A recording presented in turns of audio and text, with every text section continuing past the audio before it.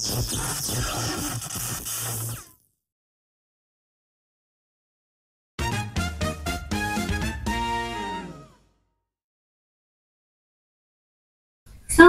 warahmatullahi wabarakatuh. Selamat siang. Mohon maaf, selamat sore, salam sejahtera untuk kita semua. Bagaimana kabar kawan pajak hari ini? Kami berharap kawan pajak dalam keadaan sehat dan bahagia. Selamat bertemu kembali di podcast kami, Bijak Bermadu Jati. Cara pajak bersama Madya 2 Jakarta Timur. Terima kasih kami ucapkan kepada kawan pajak semua atas support dan doanya, sehingga KPP Madya 2 Jakarta Timur memperoleh predikat JIWBK, Zona Integritas Wilayah Bebas dari Korupsi. Perkenalkan, nama saya Sri Jadi Lestari, salah satu penyuluh di KPP Madya 2 Jakarta Timur.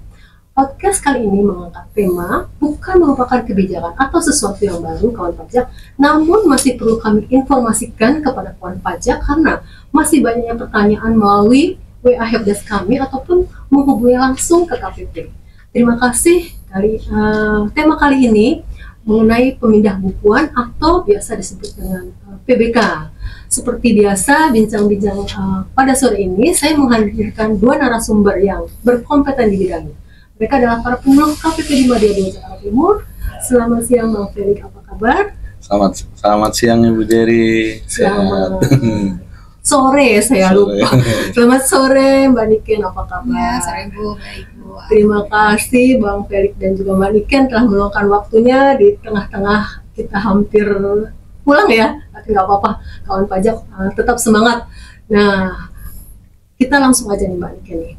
Seperti kita ketahui, sistem perpajakan di Indonesia menganut sistem self-assessment, di mana wajib pajak diberi kebebasan untuk menghitung, kemudian membayar, serta melaporkan kewajiban pajaknya secara mandiri.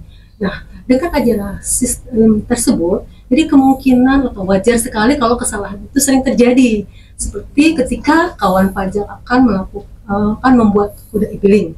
Itu yang sering sekali terjadi itu ya, pembuatan kode jenis setoran atau masa tahun pajak itu sering kali salah.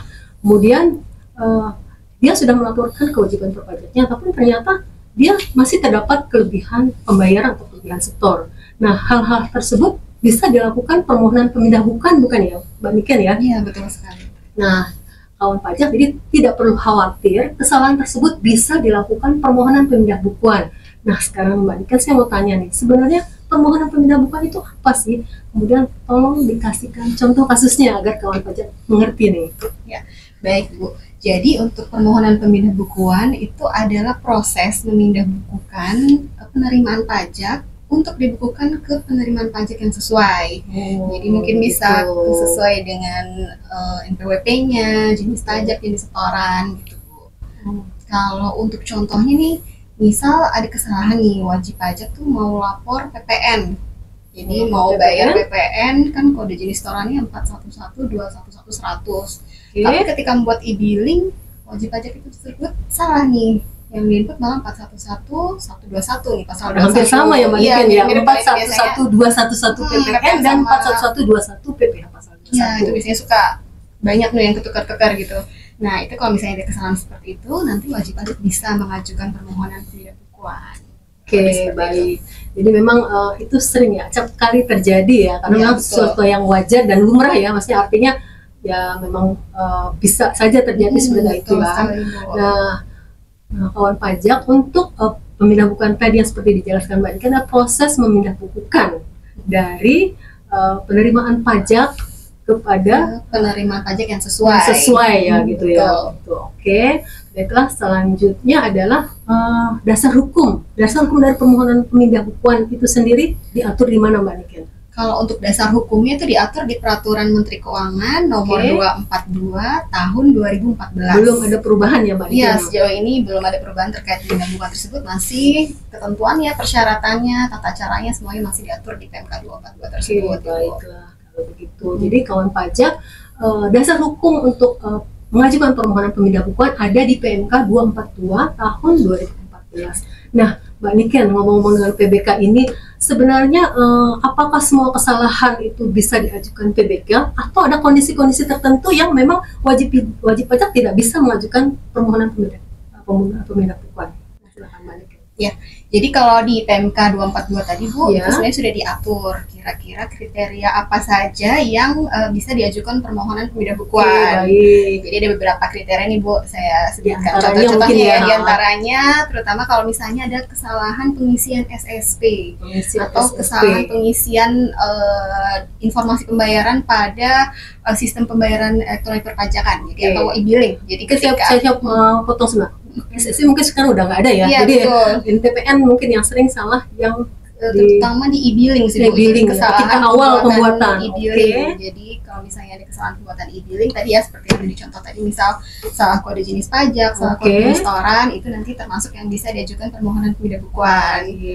Terus kemudian ada juga kalau misalnya kesalahan perekaman oleh bank persepsi. Itu sebenarnya dulu juga sih Bu. Jadi Oh, gitu kalau ya. zaman dulu itu kan pembuatan kode restoran bisa dibantu di bank ya. Oke, benar. Nah, itu kalau misalnya banknya ada kesalahan, itu juga bisa diajukan permohonan PBK. Oke, tapi kalau sekarang Terus- kayaknya yang sering sekali itu apa tuh Mbak Diken? Kalau Yang mungkin- sering diajukan oleh kawan pajak tuh Iya. terkait dalam PBK ini. Kalau yang paling sering kita temui ya Bu di lapangan itu sih biasanya kalau misalnya ada perbedaan atau kelebihan antara jumlah pembayaran dengan SPT yang dilaporkan ya. Jadi apabila terdapat jumlah pembayaran SSP atau di PBK lebih besar daripada surat pemberitahuan atau surat ketetapan pajak atau surat tagihan. Jadi itu termasuk yang bisa Itu pun juga diajukan PBK yang juga. sering ditanyakan wajib pajak atau kawan pajak juga ya Mbak Diken ya. Jadi sebenarnya bedanya itu kelebihan bayar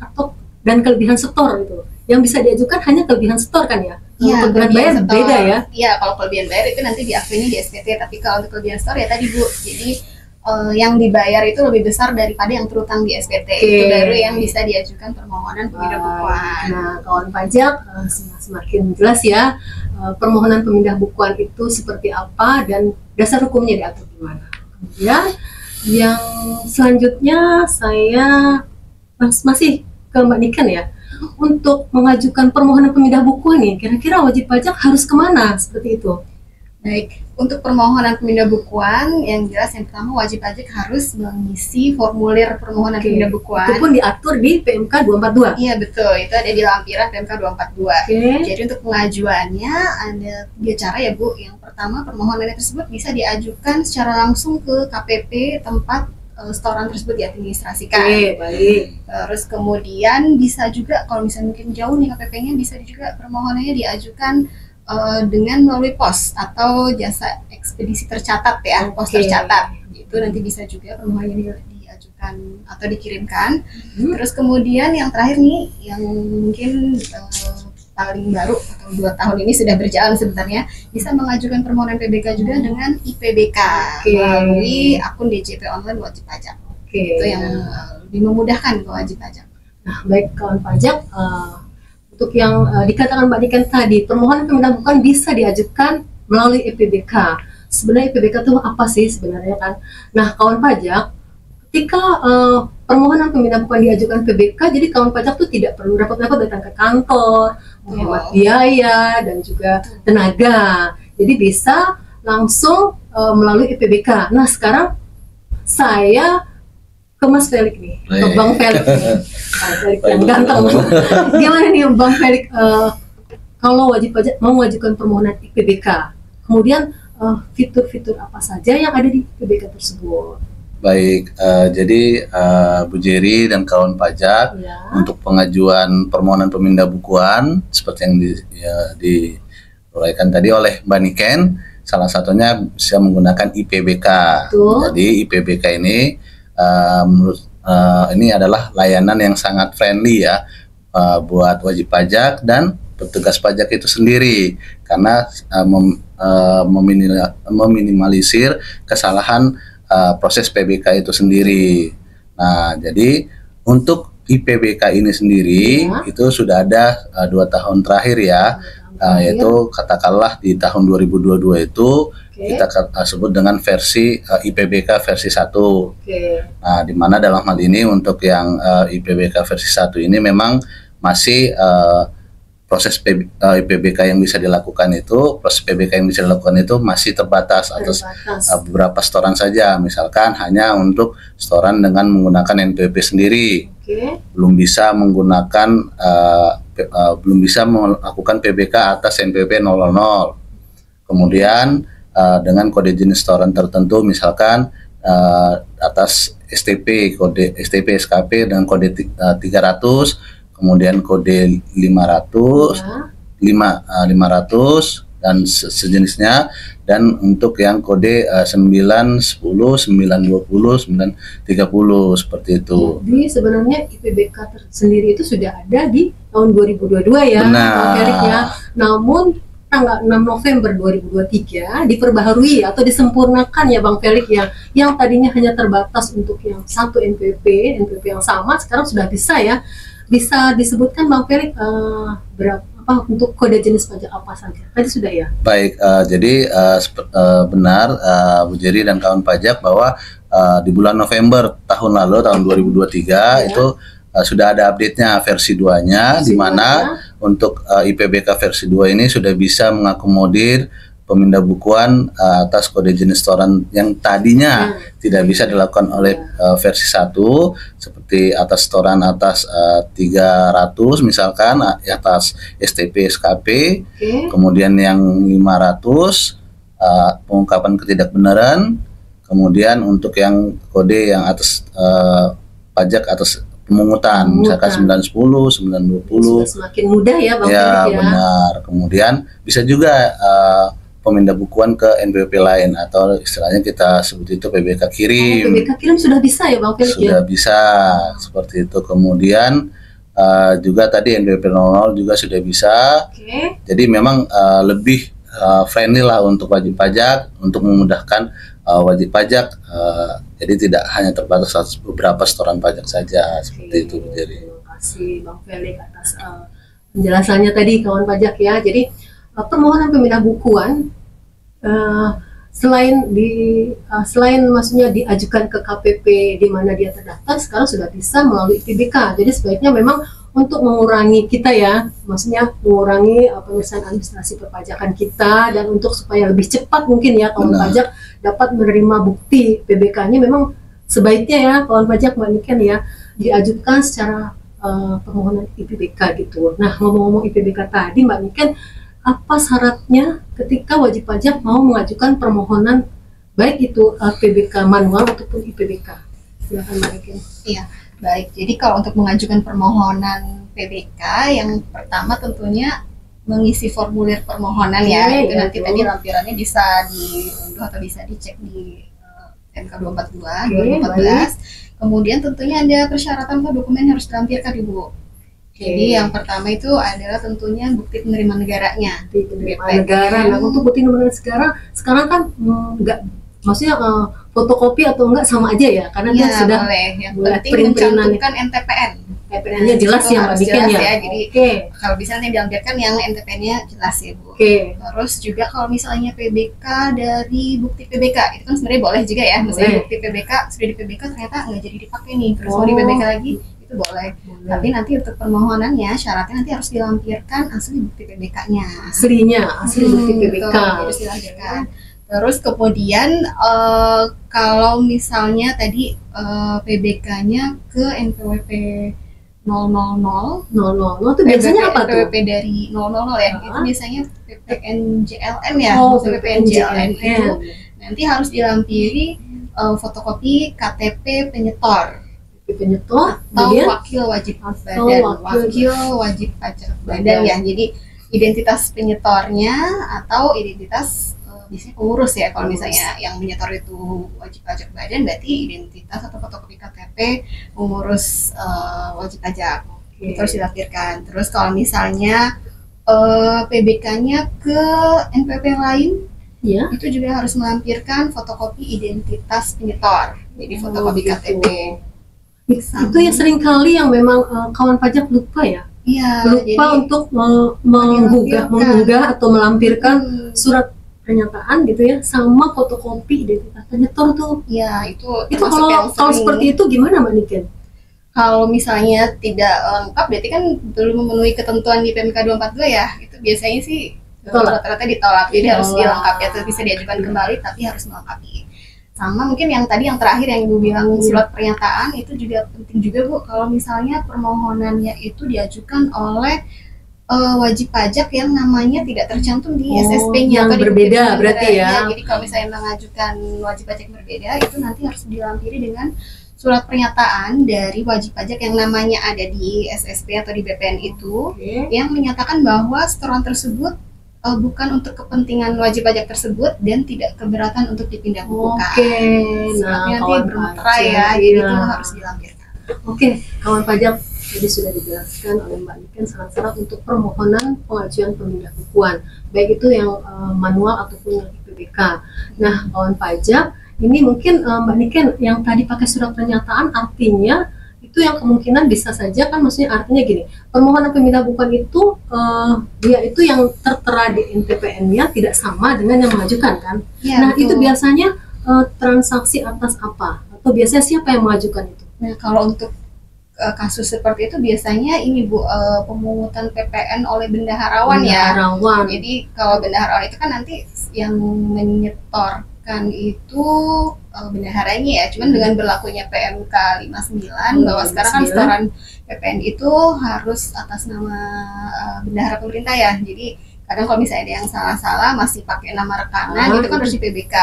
Nah kalau seperti itu berarti yang mengajukan tetap penyetor dalam hal ini adalah bendahara, tapi nanti bendahara tersebut wajib melampirkan surat pernyataan dari wajib pajak yang namanya rekanannya yang namanya di SSP tersebut bahwa memang tadi wajib pajak tidak keberatan untuk dipindah bukukan. Itu ya. Yang wajib juga tapi juga tidak terbatas hanya bendaharawan kan Mbak Niken. Kalau BUMN gimana ya? BUMN termasuk juga Ibu. Jadi itu kan termasuk wajib pajak pemungut. Jadi kalau BUMN kan memang memungut PPN kode 900 ya, itu atas nama rekanan juga. Mungkin bisa jadi BUMN-nya salah nih, harusnya memungut untuk PTA tapi yang disetor PTB. Nah itu bisa juga diajukan ke permohonan PBK, tapi ya tadi harus melampirkan surat pernyataan tidak keberatan dari yang namanya ada di SSP atau BPN-nya. Kawan pajak, jadi sudah dijelaskan oleh Mbak Niken ya, kalau persyaratan permohonan pemindah bukuan dari PBK itu memang harus menyertakan syarat-syarat yang memang dipersyaratkan dalam PMK 242 gitu ya kawan pajak, sehingga permohonan pemindah bukuan tidak ditolak begitu ya. Iya, betul sekali. Nah untuk selanjutnya ke Bang Felix. Bang Felix, ini kalau misalkan permohonan pemindah bukuannya sudah ditolak, terus bagaimana kawan pajak bisa mengajukan kembali permohonan pajaknya itu? Baik, jadi kalau permohonannya sudah ditolak, bisa diajukan atau tidak, ya bisa diajukan kembali ya Bu Jerry ya. Tetapi kita perlu lihat juga kenapa ditolak, alasan penolakannya apa. Kalau misalkan memang alasan penolakannya itu contohnya kurang melengkapi dokumen, ditolak, ya silakan diajukan kembali dengan melengkapi, atau kalau di IPBK dengan cara mengunggah dokumen yang dipersyaratkan. Kemudian ada juga proses permohonannya ditolak karena misalkan untuk kelebihan karena misalkan ada pembetulan atau pembatalan bukti potong pada e-book pot unifikasi misalkan. Nah jadi kalau Bu Jerry dan kawan pajak perhatikan bahwa ketika kita membetulkan atau membatalkan bukti potong, di situ ada pertanyaan lah ya, atas kelebihan nih, atas pembetulan atau pembatalan bukti potong ini yang mengakibatkan kelebihan, ini mau diapakan prosesnya untuk pengembaliannya gitu ya, apakah pemindah bukuan atau menggunakan PMK 187. Kalau kawan pajak di sini memilih atau mencentang menggunakan PMK 187 kemudian mengajukan pemindah bukuan, maka permohonan PBK-nya akan ditolak oleh petugas, tetapi nanti bisa diajukan kembali dengan melakukan pembetulan terlebih dahulu. Iya, benar. Gitu kawan pajak ya. Jadi memang ketika ada pembatalan atau kesalahan bukti potong, jadi kawan pajak pastikan kembali apabila terjadi kelebihan pembayaran ya, itu itu dipastikan kembali mau memilihnya permohonan pemindahan bukuan ataukah PMK 187 seperti Benar. itu ya. Oke, baiklah. Terus untuk yang ditolak permohonan PBK-nya tuh umumnya terkait apa selain itu? Baik, kalau untuk banyak ya alasan untuk kenapa ditolak, tetapi memang di sini untuk seluruh permohonan kan kita harus teliti ya Bu Jeri ya. Kenapa diajukan permohonan pemindah bukuan.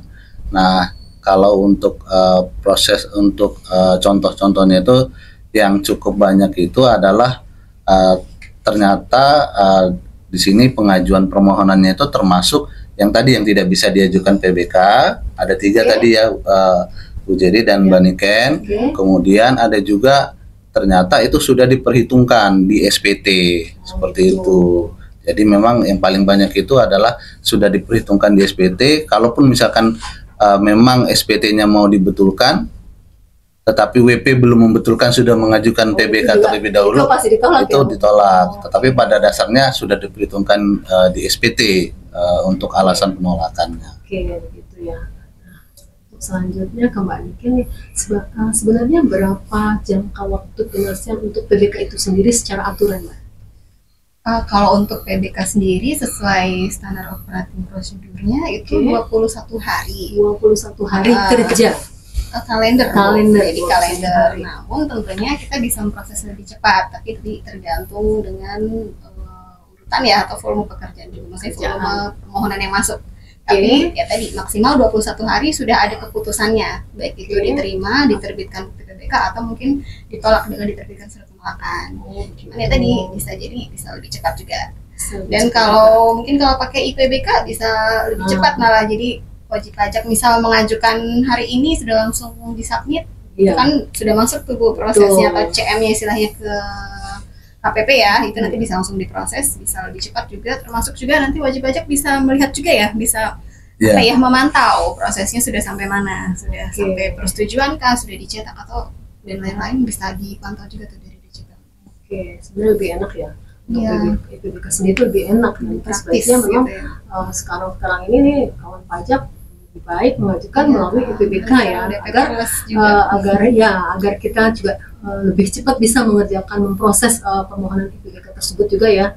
Paling yang masih sering kejadian ya, yang maksudnya kasus-kasus yang sering terjadi di KPP Madya Jakarta Timur terkait dengan IPBK apa saja itu, Bang? Baik, jadi kalau untuk pada dasarnya ya, kalau pengajuan IPBK yang masuk ke KPP Madya 2 itu kan atas setoran pajak yang belum diperhitungkan. Nah, sepanjang memang itu belum diperhitungkan di SPT, harusnya tidak jadi masalah. Biasanya itu diproses dengan disetujui gitu ya. Tetapi ada juga IPBK ini mengajukannya setorannya itu ke setoran dengan atas PPN JLN tadi seperti itu. Jadi itu ditolak karena memang tidak ada dokumen pendukung yang diunggah oleh wajib pajak. Itu adalah permohonan IPBK yang pernah diproses di KPP Madya 2 Jakarta Timur. Sebenarnya itu ya? Iya, benar. Atau Mbak Niken bisa menambahkan juga ya, mungkin ada beberapa, maksudnya kadang ada wajib pajak juga yang menanyakan mau mengajukan IPBK tapi kok pas mau submit NTPN tidak ditemukan. Nah, itu biasanya tuh kadang terjadi karena NTPN tersebut sudah pernah diinput di SPT ya, baik itu sudah pernah dilaporkan atau mungkin baru sampai draft pun juga sebenarnya sudah dianggapnya sudah pernah direkam di aplikasi pelaporan DJP. Jadi pastikan ketika mengajukan permohonan PBK, NTPN tersebut memang belum pernah dilaporkan di SPT ya. Atau mungkin sekedar dilaporkan atau mungkin bahkan cuma di draft, itu nantinya tidak bisa diajukan menggunakan IPBK, tapi tetap masih bisa dengan pengajuan secara manual. Ini sarannya sih lebih baik memang diajukan permohonan IPBK. Kalau misalkan memang ada kendala dan nggak bisa, nggak apa ya, datang ke kantor di mana dia diadministrasikan. Jadi tadi IPBK tadi hanya bisa untuk NTPN yang belum pernah dilaporkan ya, baik itu mungkin kalau buat laporan e-faktur kah atau e-pot, unifikasi atau mungkin e-form, e-filing. Itu kalau misalnya sudah pernah direkam di aplikasi pelaporan tersebut, itu memang jadinya tidak bisa diajukan di PBK. Karena seperti tadi ya tidak Tapi ditemukan. tidak ditemukan kalau tidak salah ya. Tapi nanti tetap bisa diajukan, cuman ya tadi harus mengajukan secara manual atau secara tertulis ke KPP. Oke, baik. Nah sekarang Bang Felix, siapa saja yang bisa mengajukan permohonan pemindahan bukuan? Baik, jadi sesuai dengan formulir permohonan pemindah bukuan yang ada di lampiran PMK 242 tahun 2014, di situ ditulis tertera siapa yang bisa mengajukan itu adalah wajib pajak atau penyetor dan pemungut. Pemungut wajib pajak, pemungut misalkan tadi yang bendahara seperti itu. Jadi wajib pajak dua wajib pajak ini bisa mengajukan permohonan pemindah bukuan di mana diajukannya ke KPP di mana pembayaran pajak tersebut diadministrasikan. Gitu ya. Jadi ya benar. Jadi jangan salah pengajuan permohonannya karena ada juga WP mengajukan ke KPP yang bukan tempat pengadministrasian atas setoran pajak tersebut. Baik, gitu. kawan pajak sepertinya sudah mulai paham ya. Jadi nggak usah khawatir ketika terjadi kesalahan pengisian dalam pembuatan NPWP ataupun setoran pajak yang lainnya. Tapi ini juga satu lagi nih Bang Felix, ketika ada permohonan pemindah bukuan sudah dapat bukti potongnya, kemudian diajukan diajukan permohonan pemindah bukuan kembali, tapi ternyata atas bukti potong yang sudah diajukan itu terdaftarnya bukan di KPP Madya 2 Jakarta Timur. Itu bagaimana tuh? Baik, jadi maksudnya kawan pajak harus melihat kembali dulu ya. ya. Sebenarnya bukti PBK yang sudah diterbitkan itu apakah masih terbit, apakah itu terdaftar di KPP Madya 2 Jakarta Timur atau mungkin sudah di PBK kan ke KPP lain seperti itu? Iya, jadi memang pernah juga Bu, untuk permohonannya permohonan pertama itu adalah PBK kirim dipindah bukukan dari KPP Madya 2 ke KPP lain. Kemudian ternyata diajukan WP ingin mengajukan pemindah bukuan atas bukti PBK tadi, diajukannya ke KPP Madya 2 Jakarta Timur. Itu kan tidak bisa proses karena untuk jumlah pembayaran pajaknya tersebut yang tertera pada bukti PBK tadi itu sudah teradministrasi di KPP lain. Jadi pengajuannya harus ke KPP yang lain tersebut, ya. Ibu. Berarti kawan pajak harus melihat kembali ya, bukti potongnya itu apakah masih terdaftar di KPP yang sebelumnya ataukah sudah dipindahkan ke sana. Jadi ketika memang sudah dipindahkan berarti pengajuannya harus di KPP yang baru gitu ya. Benar. Jadi dilihat aja di bukti PBK itu NPWP-nya di situ kan tertera ya untuk kode KPP-nya KPP mana seperti itu. Mbak Niken mungkin mau menambahkan? Mungkin ini ya, kalau misalnya wajib pajak mengajukan permohonan pemindah bukuan itu kan ada tujuan masa pajaknya. Jadi mungkin dengan mempertimbangkan waktu pemrosesan permohonan PBK itu adalah maksimal 21 hari, jadi pastikan ketika memilih masa pajak tujuan itu sudah diperkirakan nih jangka waktunya. Jadi jangan sampai kalau misalnya mau lapor PPN nih tanggal 30 Juni maksimal, tapi baru mengajukan PBK-nya hari ini nih H-3 gitu. Jadinya kan maksudnya kita belum bisa memastikan apakah PBK tersebut bisa diproses dalam jangka waktu yang sesingkat itu gitu, karena tadi masih ada jangka waktunya. Betul. Itu yang sering-sering terjadi ya, Mbak Niken, sering terjadi deh. Jadi untuk kawan pajak apabila mengajukan permohonan pemindahan bukuan, dilihat lagi permohonan pemindahan kemana, ke masa apa, spare waktunya dia lihat kembali ya, karena kan kita maksimalnya kan 21 hari.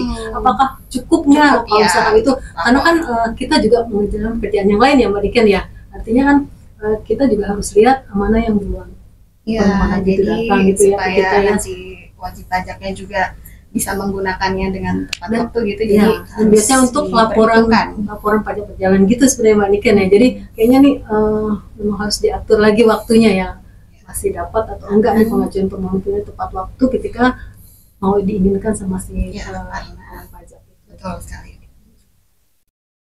Ada lagi Bang Felix?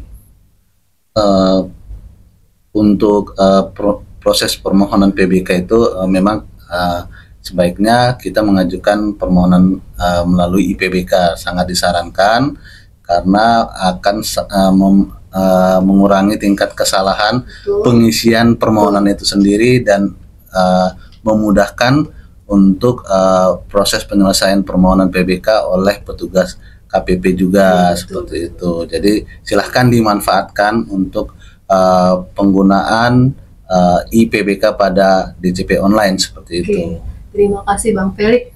Tapi sekali lagi untuk kawan pajak yang masih mau mengajukan permohonan melalui manual harus diperhatikan kembali ya, sepertinya kode jenis pajak dan jenis setoran juga harus jelas ya, jangan Benar. tidak dicantumkan. Jadi kita memprosesnya ini kemana dipindahkannya gitu kan, seperti itu. Oke, baiklah kawan pajak, semoga bincang pajak pada sore hari ini membawa pemahaman kepada kita semua. Apabila masih ada pertanyaan terkait dengan permohonan pemindah bukuan dan pajak yang lainnya, silahkan menghubungi kami melalui helpdesk kami di 0812 1460 3038. Akhir kata saya ucapkan terima kasih semuanya untuk kawan pajak yang telah mensubscribe YouTube kami, dan juga sampai bertemu kembali di podcast kami berikutnya.